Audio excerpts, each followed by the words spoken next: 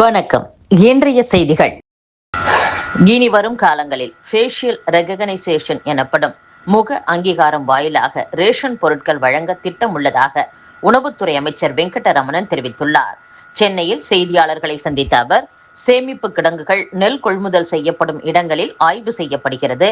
நெல்லை அரிசியாக மாற்றும் அரவை ஆலைகளின் உரிமையாளர்களிடம் தரமான அரிசியை வழங்க வேண்டும் என அறிவுறுத்தப்பட்டுள்ளது. ஒரு மாதத்திற்குள் அனைவரும் பயன்படுத்தக்கூடிய அரிசியாக கிடைக்கும். அனைத்து பொருட்களும் தரமாக கிடைக்கும். வரும் காலங்களில் ரேஷன் கார்டு விண்ணப்பங்கள் நிலுவையில் இல்லாமல் வழங்கப்படும். வரும் காலங்களில் முக அங்கீகாரம் வாயிலாக ரேஷன் பொருட்கள் வழங்க திட்டம் உள்ளது. இது குறித்து முதலமைச்சர் விஜயிடம் கேட்டு தொழில்நுட்பங்கள் ஆய்வு செய்யப்பட்டு அத்திட்டம் செயல்படுத்தப்படும் என்றும் அமைச்சர் வெங்கடரமணன் கூறியுள்ளார்.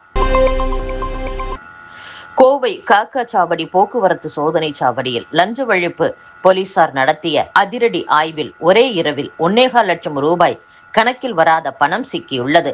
யாரும் லஞ்சம் கொடுக்காதீர் என்று முதலமைச்சர் விஜய் சொன்னாலும் இங்கு சிலர் கேட்க தயாரில்லை. பிற மாநிலத்திற்கு செல்வதற்கு சோதனை சாவடிகளை கடந்து செல்ல வாகன ஓட்டிகள் லஞ்சம் கொடுப்பது காலம் காலமாக இருக்கும் நடைமுறை. இதில் எந்தவித மாற்றமும் இன்னும் ஏற்படவில்லை. கேரள மாநிலத்திற்கு தினமும் தமிழ்நாடு, ஆந்திரா, கர்நாடகா மாநிலங்களிலிருந்தும் வணிக ரீதியிலான பொருட்களுடனும் சுற்றுலா பயணிகளுடனும் ஆயிரக்கணக்கான வாகனங்கள் செல்கின்றன. இந்த வாகன ஓட்டுநர்கள் 100 ரூபாய் வரை மாமூல் தந்தால் மட்டுமே ஆவணத்தில் முத்திரை வைக்கப்படுகிறது. அதுபோல் டிபி ஆன்லைனில் பெற்றிருந்தாலும் மாமூல் தர வேண்டும். கோவையை அடுத்த காக்காச்சாவடியில் தமிழக அரசின் போக்குவரத்து துறை சோதனை சாவடி உள்ளது. இங்கு வாகனங்களை நிறுத்தி லஞ்சம் வசூலிக்கப்படுவதாக கோவை லஞ்ச ஒழிப்பு போலீசாருக்கு தகவல் கிடைத்தது. இதையடுத்து லஞ்ச ஒழிப்புத்துறை போலீசார் இன்ஸ்பெக்டர் பிரபுதாஸ் தலைமையில் போலீசார் அதிரடி சோதனை நடத்தினர். இதில் கணக்கில் வராத 1.18 லட்சம் ரூபாய் சிக்கியுள்ளது. மோட்டார் வாகன இன்ஸ்பெக்டர் அருள்தாஸ், உதவியாளர்கள் கல்பனா, பத்மா ஆகியோரிடம் விசாரணை நடத்தி மோட்டார் வாகன இன்ஸ்பெக்டர் அருள்தாஸ், உதவியாளர்கள் கல்பனா, பத்மா ஆகியோரிடம் விசாரணை நடத்தினர்.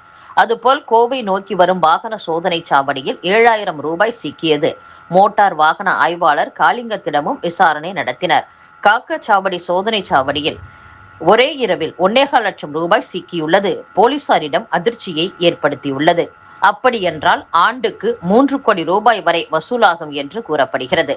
சோதனை சாவடிகளிலும் லஞ்சம் பெறும் முறையை ஒழிக்க வேண்டும் என்பதே அனைவரின் எதிர்பார்ப்பாக உள்ளதாக பொதுமக்கள் கூறியுள்ளனர்.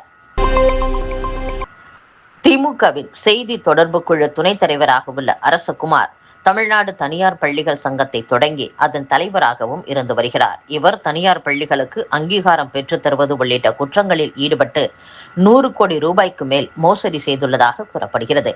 இது தொடர்பாக சென்னை போலீசார் அரசகுமாரை கைது செய்தனர். அரசகுமார் மீது 50க்கும் மேற்பட்டோர் புகார் அளித்துள்ளதால் போலீஸ் கமிஷனர் அமல்ராஜ் உத்தரவின்படி போலீசார் அவரை குண்டர் தடுப்பு சட்டத்தில் கைது செய்தனர்.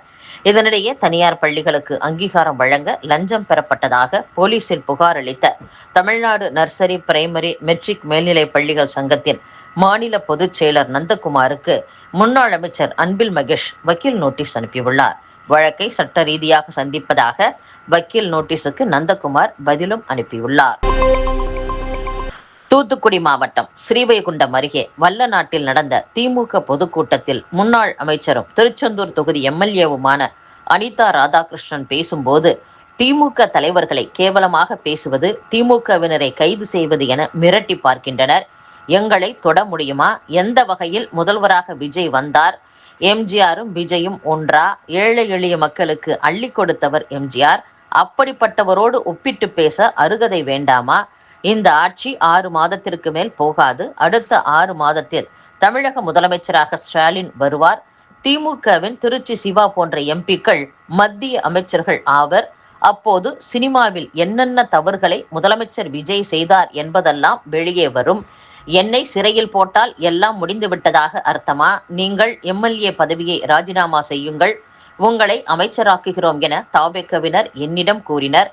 நான் அதற்கு மந்திரியாவது கிந்திரியாவது என கூறி சம்மதிக்கவில்லை. என்ன செய்தாலும் திமுகவை அசைக்க முடியாது என்றும் அனிதா ராதாகிருஷ்ணன் பேசியுள்ளார். தமிழகத்தில் கடந்த 2006-2011 திமுக ஆட்சியில் அமைச்சராக இருந்தவர் MRK பன்னீர்செல்வம். இவர் வருமானத்திற்கு அதிகமாக 3 கோடி ரூபாய் அளவுக்கு சொத்து சேர்த்ததாக லஞ்ச ஒழிப்புத்துறை வழக்கு பதிவு செய்தது. பன்னீர்செல்வம், அவரது மனைவி, மகன் ஆகியோரை கடலூர் நீதிமன்றம் வழக்கில் இருந்து விடுவித்து உத்தரவிட்டது. இந்நிலையில் அந்த உத்தரவை சென்னை உயர்நீதிமன்றம் ரத்து செய்தது. இதையடுத்து சென்னை உயர்நீதிமன்றத்தில் MRK பன்னீர்செல்வம் தரப்பில் மனு தாக்கல் செய்யப்பட்டது. அந்த மனுவில் வழக்கு விசாரணைக்கு தடை விதிக்க வேண்டும், விசாரணைக்கு நேரில் ஆஜராவதில் இருந்து விலக்கு அளிக்க வேண்டும் என்று கூறப்பட்டது.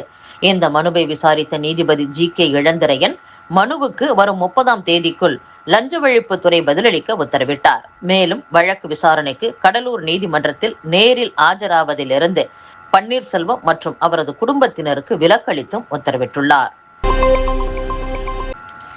இரட்டைமலை சீனிவாசன் வரலாறை பாடப்புத்தகங்களில் சேர்க்க வேண்டும் என்று அவரது கொள்ளுப்பேத்தி நிர்மலா கோரிக்கை விடுத்துள்ளார்.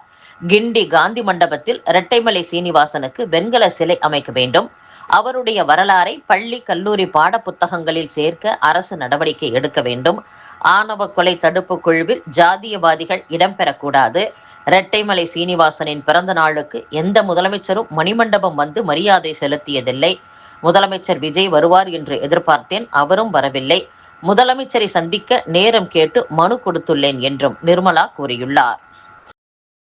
இத்துடன் செய்திகள் நிறைவடைகின்றன. மீண்டும் நாளை சந்திப்போம். வணக்கம்.